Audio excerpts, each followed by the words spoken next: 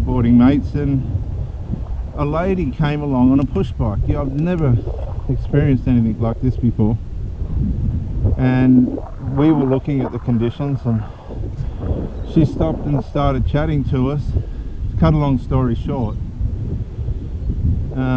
she was very, very hurt and broken. She'd come through a divorce, and 2 weeks ago she had been physically abused. I'm not sure if it was sexually abused, but physically abused.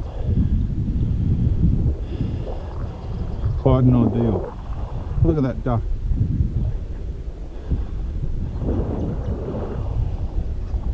Morning. Morning. Consequently, this lady would cry, tear up as it were, during the course of our conversations, trying to get across to us how hurt and damaged she was, primarily from being physically abused by a friend, a male friend, who didn't get his way. So we're talking along, and this is why sometimes you've just got to let people say what they've got to say.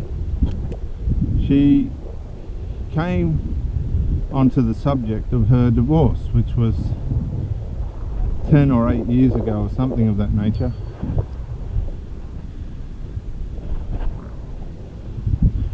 And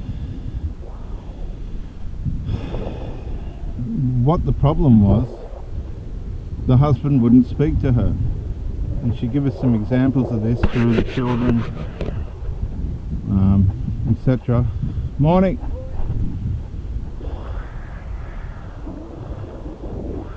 And it was killing her. She had a spirit of shame and guilt hovering over her through the effect of being ignored or shunned by the ex-husband. Now, it come to me in my mind, and I said to her, here's a bush turkey, viewers, just here.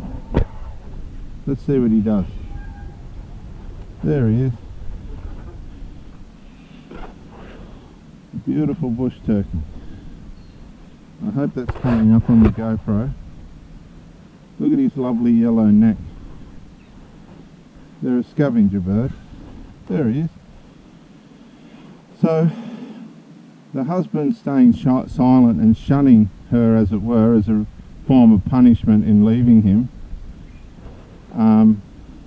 Look at him run, like the road runner. Caused her to go into a form of, I don't know if it's the right word, but I'll say psychosis. She couldn't forgive herself for making the decision to leave the marriage, although she was in that marriage psychologically abused. Men have a habit of thinking they're in charge of everything, and many men have lost their marriages as a result of this kind of mentality. Women can't take it.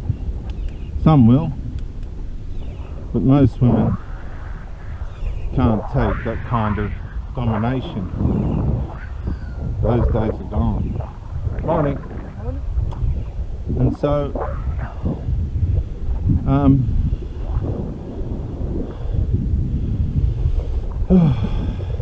gosh, I said to her, I believe I know what your problem is. And I said, I think you have unforgiveness towards yourself. You've got to be able to find a way to forgive yourself. You've been psychologically manipulated and dominated and controlled to the point where you can't even give permission to yourself to forgive yourself. And this is part of, and just one way of, in which shunning works.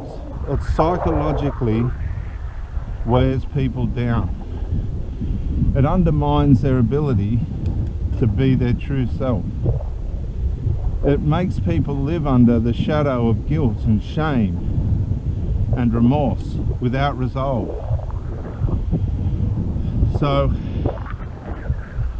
I left it at that, and I left her with a couple of the other kiters, and that was the end of that.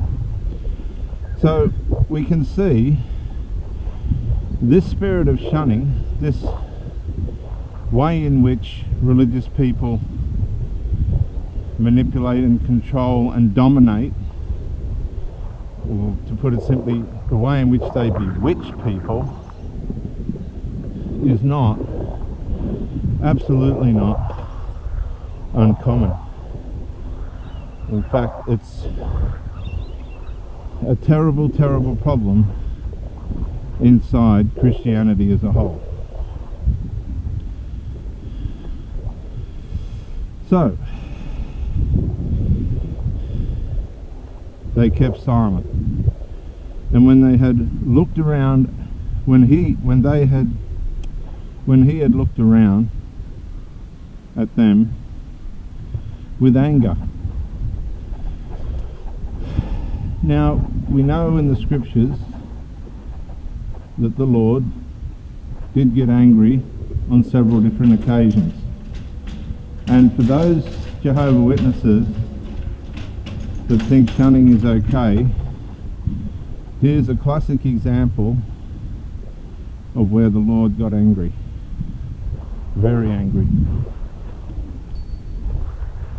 Morning. And he got angry at their attempt to try and shun him. He wasn't impressed by it.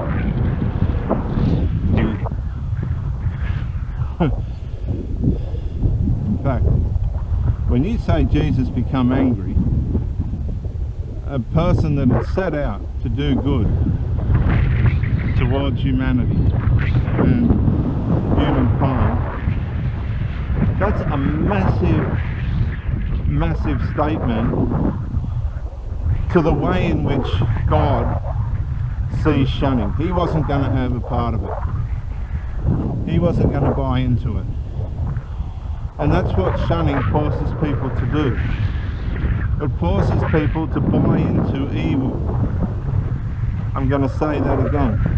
Shunning, by nature, illegitimate shunning, illegitimate forms of pushing away people, causes and is a main factor in harm, but is essentially rooted in evil, because it wants to do harm. It wants to change the course of a person's life illegitimately. And the Jehovah Witnesses, although not exclusive to this, are notorious for it. Now I hope this is helping somebody. So,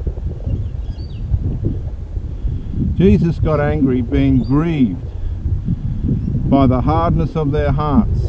Now the hardness of heart, I always deal with people with a hard heart by saying, what is it you think you need to do or not do to make God happy or stop him from being sad? That's usually how you get to the bottom of somebody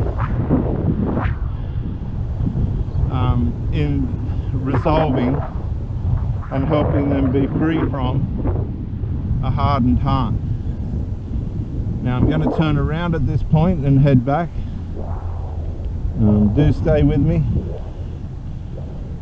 because a hardened heart, again, is the result of, as we can see, people that think there's something they need to do or we need to do or not do to make God happy or stop him from being sad.